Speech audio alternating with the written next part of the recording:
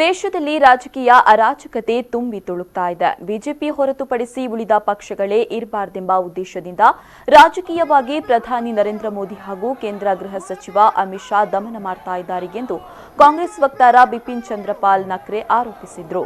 ಕೇಂದ್ರ ಸರ್ಕಾರದ ಆರ್ಥಿಕ ನೀತಿಯ ವೈಫಲ್ಯ, ಉದ್ಯೋಗ ಕುಸಿತ, ನೆರೆ ಪರಿಹಾರ, ಅಸಮರ್ಪಕ ನಿರ್ವಹಣೆ, ಪ್ರಜಾತಂತ್ರ ವಿರೋಧಿ ದ್ವೇಷ ರಾಜಕಾರಣ ಖಂಡಿಸಿ ಕಾರ್ಕಳ ಬ್ಲಾಕ್ ಕಾಂಗ್ರೆಸ್ ವತಿಯಿಂದ ನಗರದ ವಿಸ್ತೃತ ಬಸ್ ನಿಲ್ದಾಣ ಪರಿಸರದಲ್ಲಿ ಆಯೋಜಿಸಿದ ಬೃಹತ್ ಪ್ರತಿಭಟನೆಯನ್ನು ಉದ್ದೇಶಿಸಿ ಅವರು ಮಾತನಾಡಿದರು. ಈ ದೇಶ ಪ್ರಪಂಚದ ಆರ್ಥಿಕ ವ್ಯವಸ್ಥೆಯಲ್ಲಿ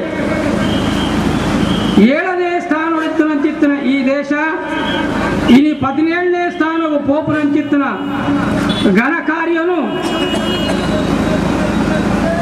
ಈ ದೇಶನು ಆಳನಂಚಿತ್ತನ ಮೋದಿ ಬೊಕ್ಕ ಅಮಿತ್ ಶಾ ಇಂಪನ ರಡ್ಡು ಜೋಡಿ ದಿವಾಳಿದೆತ್ತು ಮುರ್ತುಂಡು 14 ರಾಷ್ಟ್ರೀಕೃತ ಬ್ಯಾಂకులు ఇన్ని 5 రాష్ట్రీకృత బ్యాంకులు అది పోయా బ్యాంకులు బాకీలు పాడియా ದೇಶಡು ಅರಾಜಕತೆ ಮತತ್ತ ಮಿತ್ತಿದ ರಾಜಕೀಯೋಡು ರಸ್ತೆ ರಸ್ತೆಡು ಮಾರ್ಗ ಮಾರ್ಗಲಡು ಯಾನ ಹಿಂದೂ ಈ ಮುಸ್ಲಿಂ ನನ್ವಾರಿ ಕ್ರಿಶ್ಚಿಯನ್ ಈ ದಲಿತೆ ಈ ಶೂದ್ರೇನ್ ಮನ್ಪುನಂಚಿತ್ತಿನ ವಿಚಾರಗಳೆಂದೆತ್ತೊಂದು ಲಡಾಯಿ ಮಲ್ಪುನಂಚಿತ್ತ.